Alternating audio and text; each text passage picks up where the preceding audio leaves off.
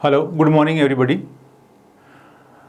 आज का जो अपना टॉपिक है वो पिछले टॉपिक्स के ऊपर डिपेंडेंट है।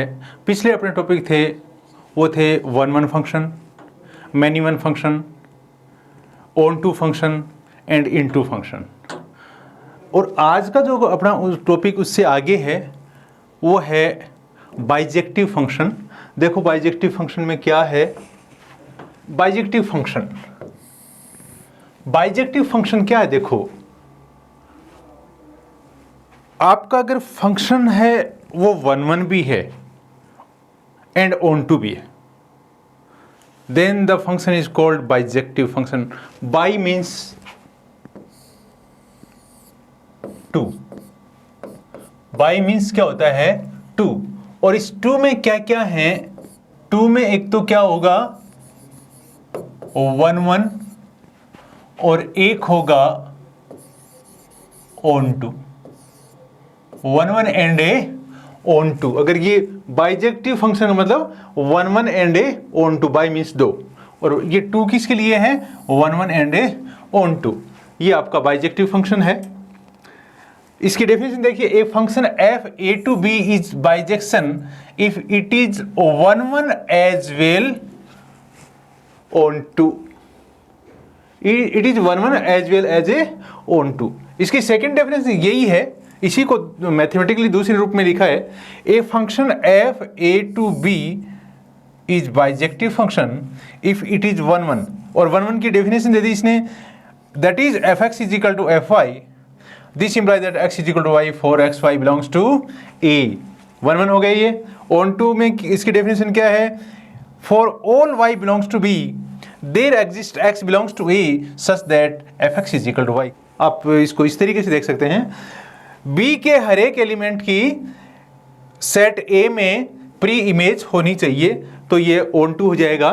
अब देखिए इसको आगे,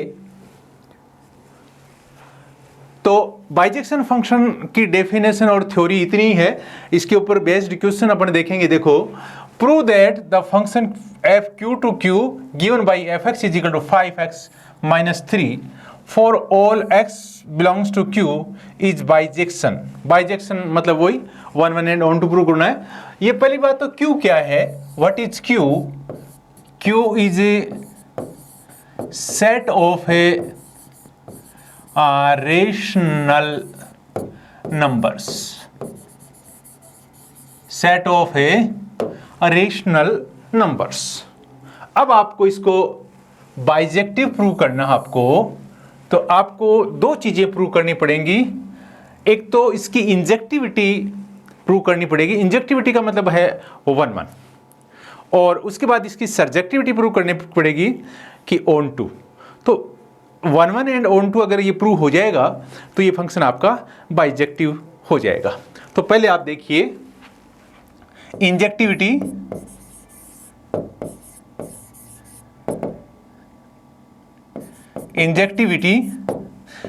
इंजेक्टिविटी में क्या है? आपको जो प्रोसेस है वो बताया हुआ है इंजेक्टिविटी में। Let a x1 and x2 belongs to set a q domain। ये इसका x1 एंड x2 इसके एलिमेंट्स हैं, और इसमें क्या है?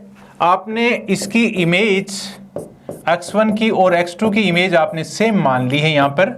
इसका मतलब ये हो गया, this implies that fx1 is equal to fx2 अगर है, देन इस डेफिनेशन से आप ये कह सकते हो, then 5x1 minus 3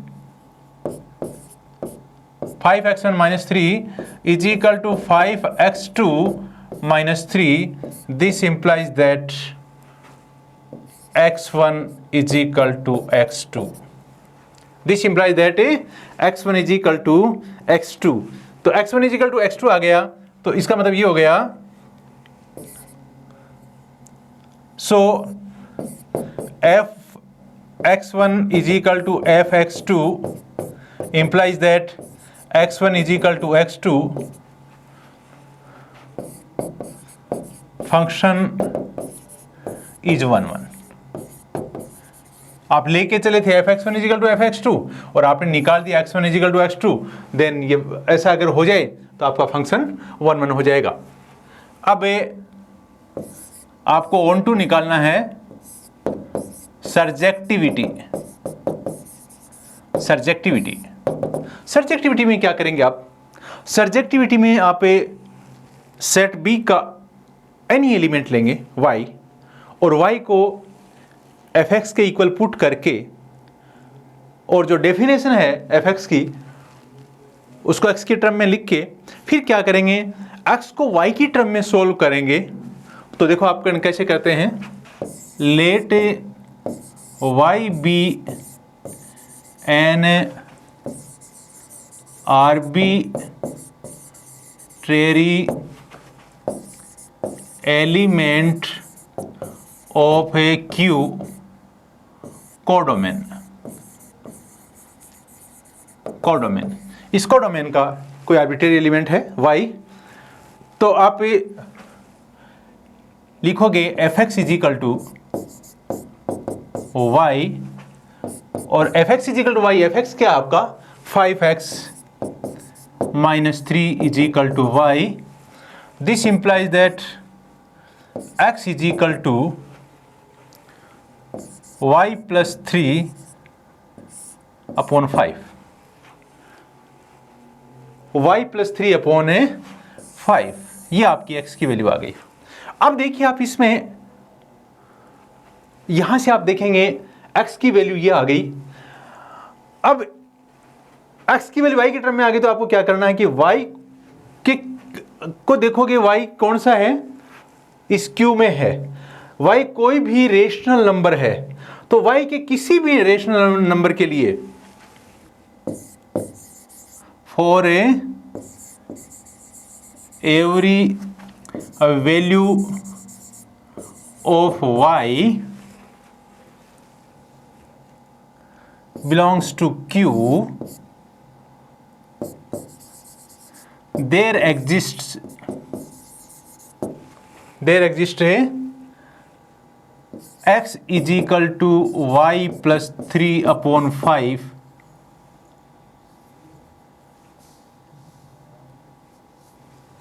there exists x is equal to y plus 3 upon 5 belongs to Q। तो कहने का मतलब y के किसी भी वैल्यू के लिए, रेशनल वैल्यू के लिए x की वैल्यू भी रेशनल आ रही है जो इस डोमेन में है। तो y की वैल्यू के लिए आपको x मिल रहा है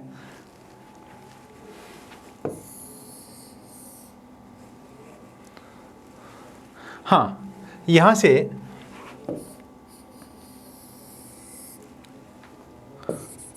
such that fx is equal to f,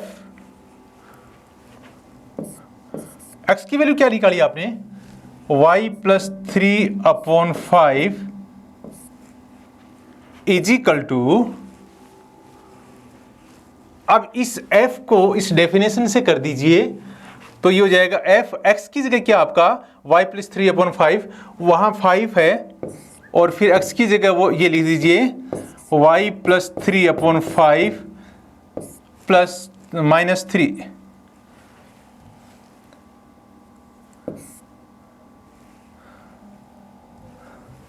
y plus 3 upon 5 minus 3 is equal to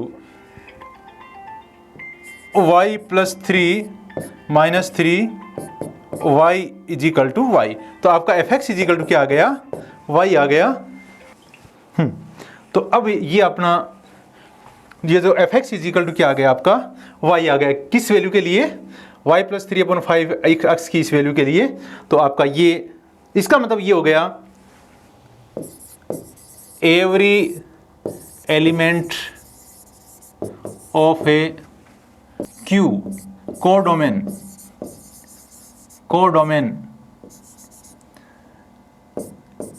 has its a pre image इसका मतलब ये हो गया कि every element of a codomain has its a pre image, so it is a onto function. तो ये आपका कैसे हो जाएगा, ऑन टू फंक्शन हो जाएगा। नेक्स्ट, अब ये देखिए आप next example, show that the function F R to R given by cos x for all x belongs to r is neither 1 1 nor onto. आपको ये बताना है कि ये बाइजेक्टिव नहीं है, ना तो ये 1 1 है ना ये ऑन टू है। अब आप देखेंगे इसके लिए अपन इंजेक्टिविटी देखेंगे पहले इसकी।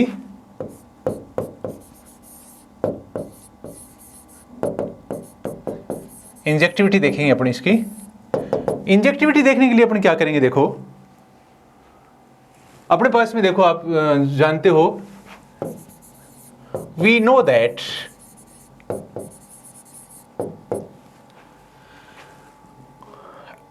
f0 is equal to cos 0 is equal to 1, f 2 pi is equal to cos 2 pi also 1,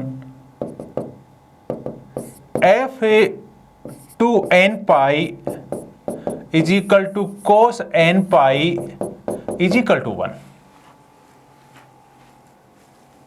मतलब क्या हो गया इसका, आपके इस सेट R में, इस डोमेन में ये एलिमेंट्स हैं 0 2 पाई 4 पाई 2n पाई तक हैं, इनकी सारों की इमेज सेम आ रही है, then you can say that it is not a 1 1। आप लिखोगे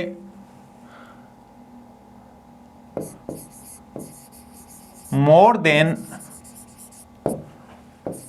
one element, more than one element have a same image,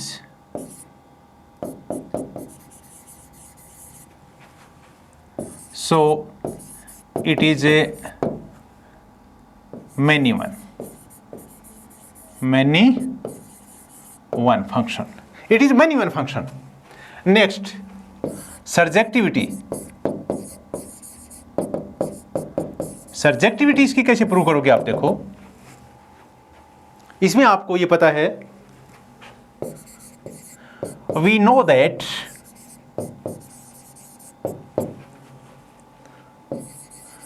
cos x lies between -1 to 1। cos x lies between -1 to 1 for all x belongs to r। x की किसी भी real number के लिए cos x की value -1 से 1 तक वो होगा, इसमें लाई करेगी -1 से 1 के बीच में। तो आपको ये, आप ये जानते हो कि आपका फंक्शन कहाँ डिफाइन है, R में define, R to R define है। Then a range of fx of function f is equal to -1 to 1, and this range is not equal to this real number function is equal to codomain। तो अगर ये इसके equal नहीं है, range है वो codomain के इक्वल नहीं है, तो it is a not a onto function, it is not a onto function. तो ये आपका ऑन टू फंक्शन आ गया। Next, show that the function f r to r given by fx is equal to 3x cube plus 5 for x belongs to r is bijective function or bijection। Same method देखिए कैसे करेंगे आप इसको। पहले आप इसकी इंजेक्टिविटी चेक करेंगे।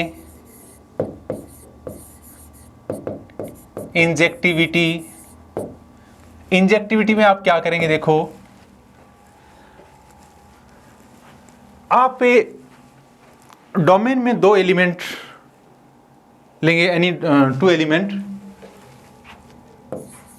Late x1 and x2 be two elements of R domain. Okay, then fx1 is equal to fx2, ये आपको लेना है कि इनकी इमेजेस इक्वल लेनी है आपको, और इमेजेस इक्वल लोगे तो बाय डेफिनेशन क्या कह रही है, ये कह रही है डेफिनेशन, ये कह रही है 3x1 cube plus 5 is equal to 3x2 cube plus 5। आगे बढ़ाओगे इसको, this implies that x1 cube is equal to x2 cube. This implies that x1 is equal to x2.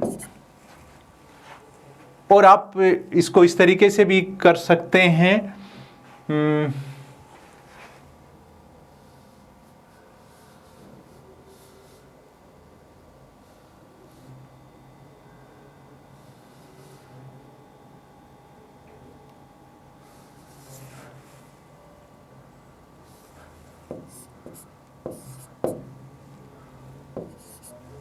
हाँ आगे इसमें this implies that x1 cube is equal to x2 cube, this implies that x1 cube minus x2 cube is equal to 0, and this implies that x1 minus x2 into x1 square plus x2 square plus x1 x2 is equal to 0. This implies that x1 is equal to x2 by this one. This gives a non-real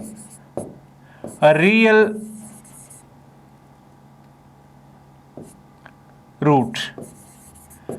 ये non real root आएगा इसका, इसलिए only x1 is equal to x2 होगा, वो इसका solution होगा। तो आप लेके चले थे fx1 is equal to fx2 और आप निकाल दिया आपने x1 is equal to x2। अब देखो इसकी सर्जेक्टिविटी चेक करेंगे। सर्जेक्टिविटी में आपको क्या करना है, देखो सर्जेक्टिविटी में let y be any element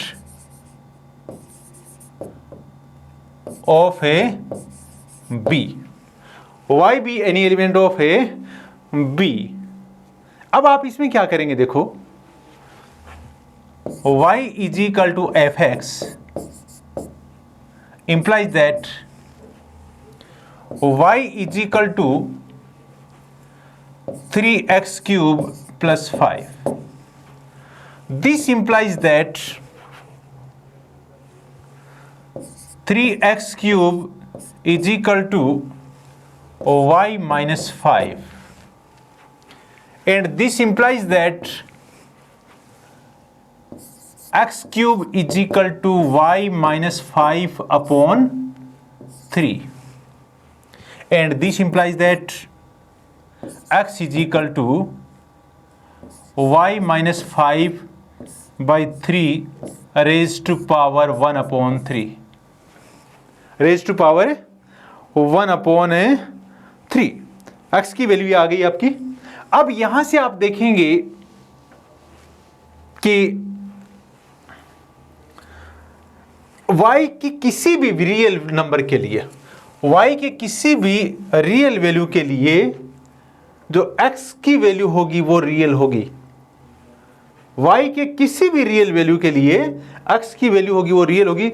अगर ये पूरा ब्रैकेट वाला नेगेटिव आता है तो भी आपको इसका क्यूब रूट निकाल सकते हैं, वो नेगेटिव आ जाएगा, और अगर पॉजिटिव है तो उसका क्यूब रूट पॉजिटिव आ जाएगा। तो x की वैल्यू नेगेटिव भी आ सकती है, पॉजिटिव भी आ सकती है। जैसे y की वैल्यू अगर 5 से कम है तो नेगेटिव आ जाएगी, और अगर 5 से ज़्यादा है तो पॉजिटिव आ जाएगी। देखो फिर इसको करते हैं। For all y belongs to R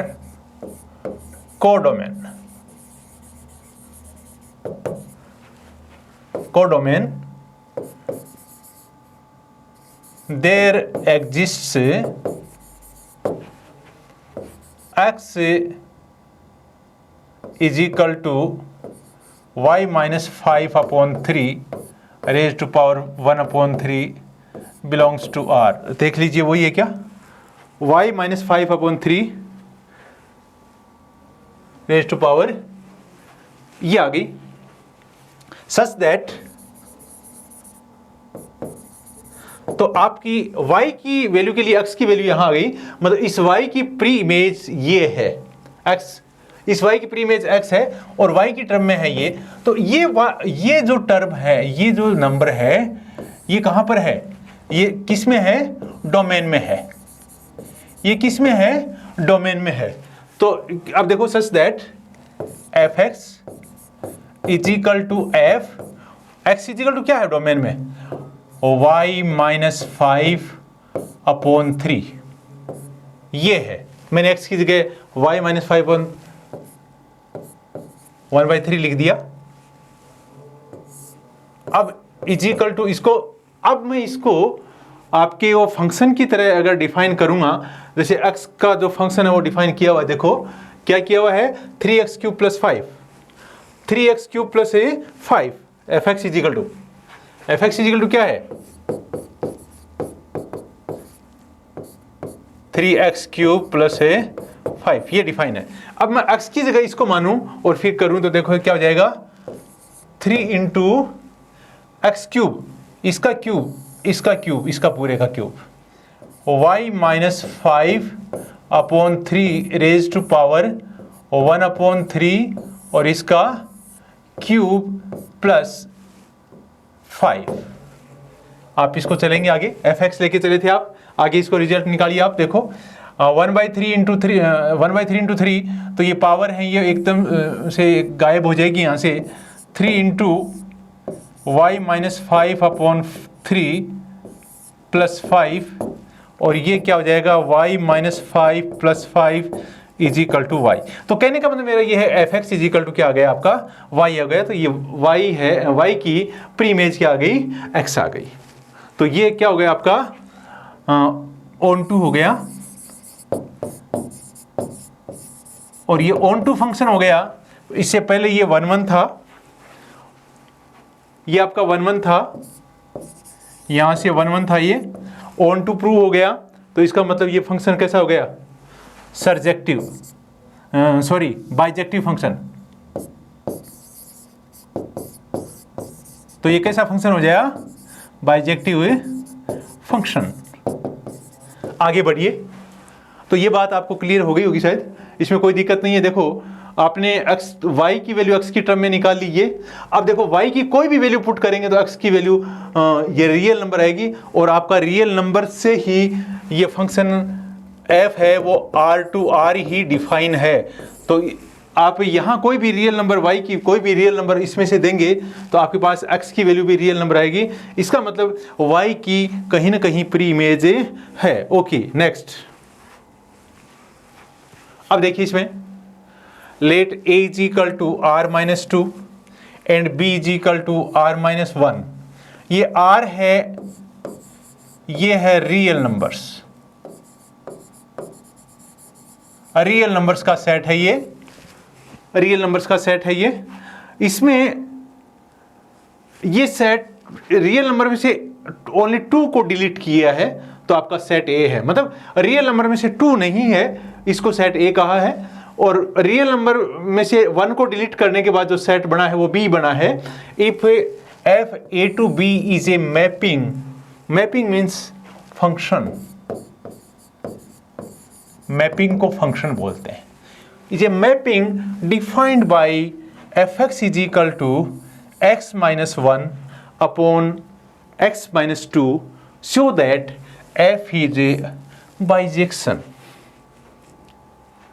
bijection, bijection का मतलब बाई मीन्स दो, means one one and a onto. तो आप इसमें देखेंगे पहले इंजेक्टिविटी प्रूव करेंगे अपन। इसकी इंजेक्टिविटी कैसे प्रूव करेंगे, देखो आप, let a x1 and a x2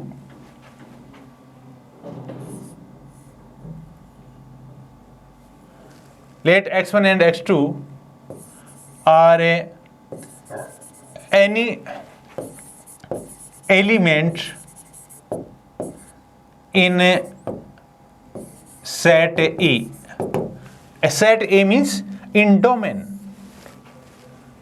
Then fx1 is equal to fx2.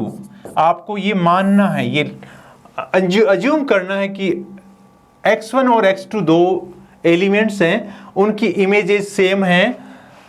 This implies that by definition x1 minus one upon x1 minus two is equal to fx1। उनकी जगह मैंने इस डेफिनेशन से लिखा है, ये fx2 क्यों लिखूंगा, तो मैं लिख दूंगा x2 minus one upon x2 minus to. अब मैं इसको क्रॉस मल्टीप्लाई करूंगा, क्रॉस मल्टीप्लाई करूंगा, इसका देखो क्या होगा, इसका इससे करूंगा, इसका इससे करूंगा, तो देखो क्या होगा, this implies that x1 minus one into x2 minus two is equal to x1 minus two into x2 minus one.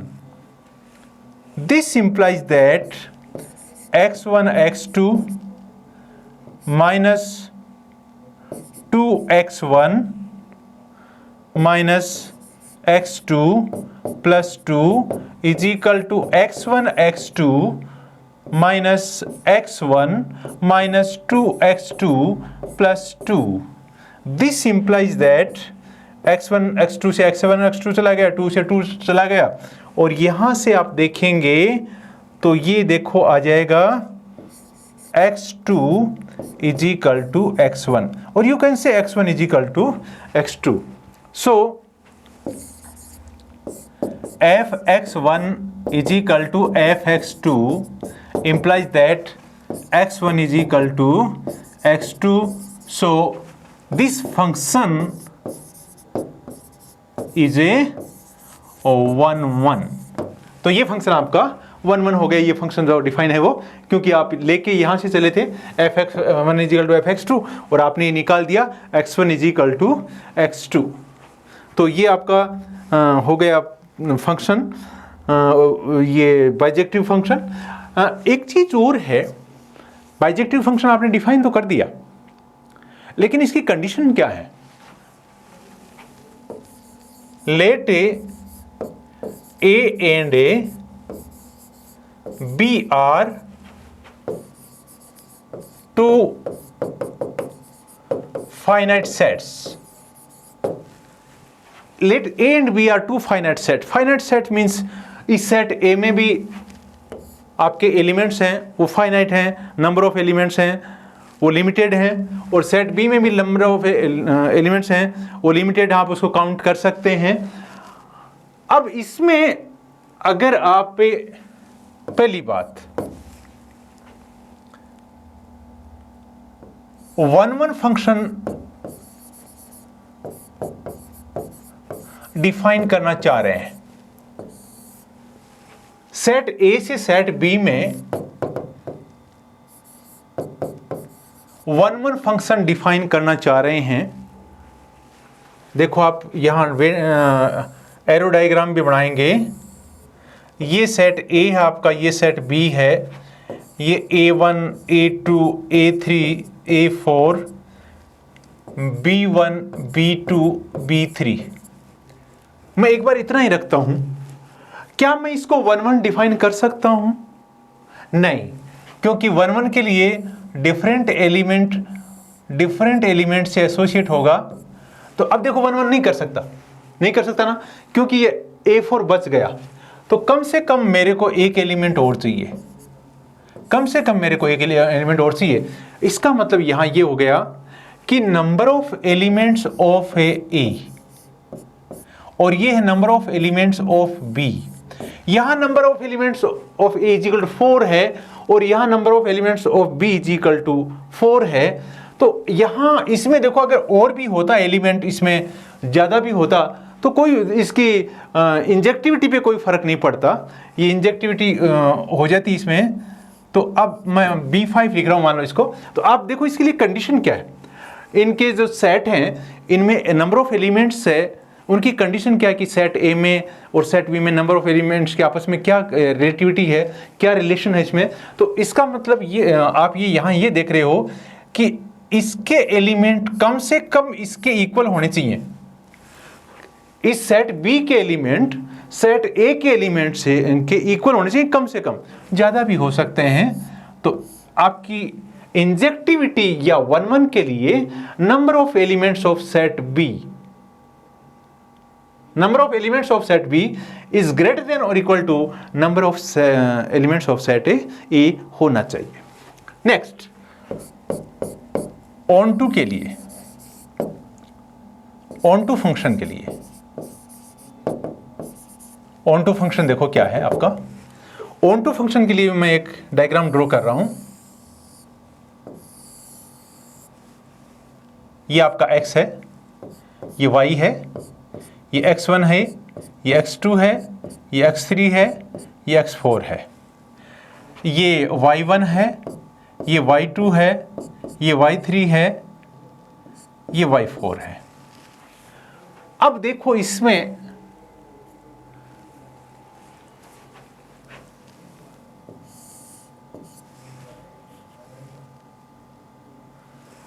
Upon on to define कर सकते हैं, लेकिन अगर मैंने y5 लिख दिया तो ऑन टू नहीं होगा, क्योंकि जो इसका हर एक एलिमेंट ओनली एक एलिमेंट से एसोसिएट, एलिमेंट सेट x का each element of set x associate with unique element of set y। सो आप ये देख रहे हैं कि इसमें अगर y के एलिमेंट्स अगर ज्यादा हो गए तो ये ऑन टू नहीं बन पाएगा। तो इसमें कंडीशन क्या है देखो, number of elements of set x, number of elements of set y अगर इक्वल होंगे तो हो गया, कोई बात नहीं है, इक्वल है तो है, हो गया। लेकिन अब अगर इसमें number of elements of set x, number of elements of set y अगर ये इक्वल हैं तो ऑन टू हो जाएगा। इसमें भी अगर एलिमेंट्स 4 हैं, इसमें भी एलिमेंट 4 हैं तो हो जाएगा। लेकिन अगर इसमें 5 हो गए तो नहीं होगा। हाँ, इसमें 5 हो जाएंगे तो हो जाएगा। देखो कैसे, x5 ये हो गया। तो कहने का मतलब ऑन टू के लिए कंडीशन क्या है, सेट x के नंबर ऑफ एलिमेंट्स हैं वो सेट y के नंबर ऑफ एलिमेंट्स से ज्यादा होने चाहिए या इक्वल होने चाहिए। तीसरा,